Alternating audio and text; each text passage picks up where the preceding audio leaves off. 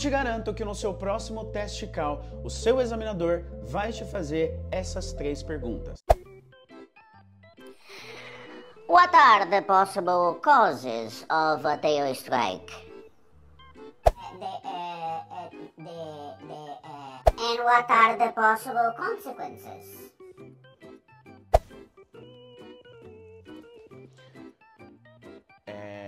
What would you do if you were the pilot in this situation? Não necessariamente sobre o tail strike, mas essa linha de perguntas sobre causas, consequências e procedimento é garantido que você vai enfrentar no seu próximo teste. Nessa aula, a gente vai explorar cada uma dessas estruturas por ICAL 4 e também por ICAL nível 5, que é o nível avançado, aquele que te dá 6 anos de licença. Me dê, papai!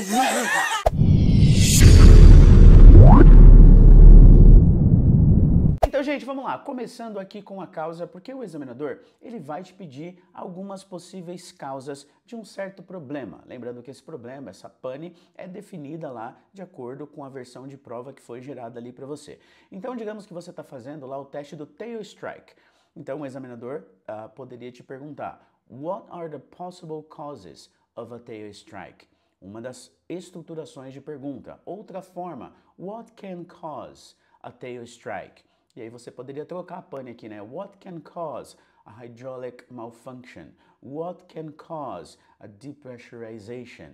What can cause an engine failure? E por aí vai. Então, what can cause ou what are the possible causes? Essas são duas formas de perguntas que o examinador pode fazer ali para você, claro, pedindo lá a causa. Quando o examinador te fizer esse tipo de pergunta, com esse tipo de estrutura, você pode usar a mesma estrutura da pergunta. Você pode falar, well, it can be caused by.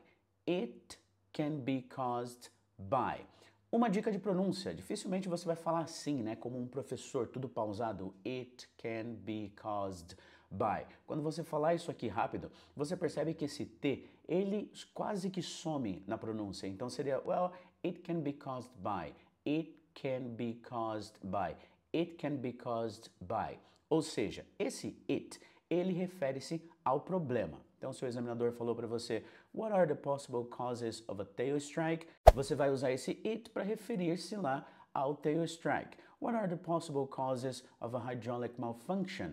Esse it refere-se então ao hydraulic malfunction. Well, in my point of view, it can be caused by... E aí a gente coloca lá o vocabulário, coloca ali as causas. E aqui vai uma dica de vocabulário, porque eu percebo que muitos de vocês ficam ali quebrando a cabeça, tentando falar o que a gente falaria talvez em português, talvez até um pouco mais complexo, e acaba esquecendo que é uma prova de inglês. É difícil a gente pensar ali, desenvolver e falar inglês na hora. Por isso, eu vou recomendar que vocês levem para o lado da manutenção, para o lado da talvez falta de manutenção preventiva, falta de manutenção regular e até mesmo fadiga de material. Como que isso fica em inglês? Well, it can be caused by, lack of maintenance, lack of preventive and regular maintenance, and it can be caused by material fatigue even. Então, com algumas dessas frases, você já consegue lidar com algumas dessas perguntas em relação às causas.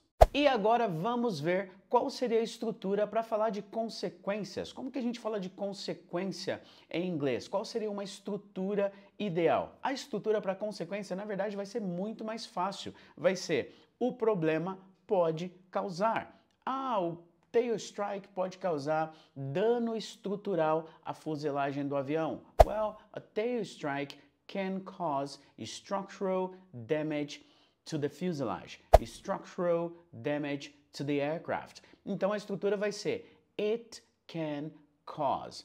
Percebam que a primeira vez que eu falei o tail strike, né, a colisão de cauda pode causar danos à fuselagem do avião, eu usei o nome da pane, the tail strike. Mas a segunda vez que eu me referi à colisão de cauda, eu já usei o pronome it. Esse é o papel dos pronomes, substituir o nome. Então, a primeira vez que você usar o nome da pane, fale lá, né, o nome. The tail strike, a hydraulic malfunction can cause, engine failure can cause, a depressurization can cause. E aí depois da segunda, terceira frase, você não precisa ficar repetindo o nome da pane, é aí que você vai usar o pronome it. It can cause. Então a estrutura básica para falar de consequências, a gente vai usar it can cause. It can cause. Well, a tail strike can cause structural damage to the aircraft, and also it can cause.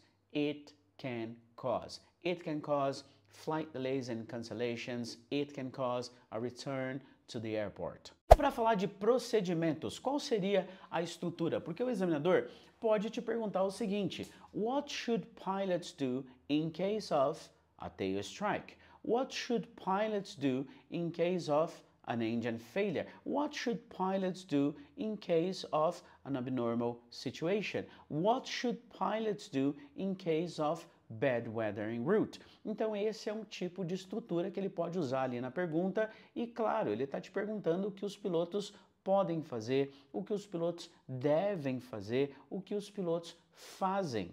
Do pilots do in case of, e aí ele vai colocar aqui algum tipo de problema. Já no caso do procedimento, você tem algumas opções. A primeira opção, claro, talvez a mais óbvia, é usar a mesma estrutura da pergunta. Ele está usando os verbos modais. Então você pode escolher um verbo modal. Eu sugiro que você escolha o mais forte deles, que é o must, né? Isso aqui passa, os pilotos têm que fazer tal coisa. Bom, nesse caso, os pilotos têm que seguir o checklist do avião. Como seria isso em inglês? Well, in this case, the pilots must follow the checklist. The pilots must perform the checklist. E para o ICAO 5, the pilots must run through the checklist. The pilots must carry out the checklist for this specific procedure. Então essa seria a primeira opção para falar de procedimentos. Você fala o que os pilotos têm que fazer, o que os pilotos devem fazer, o que os pilotos fazem.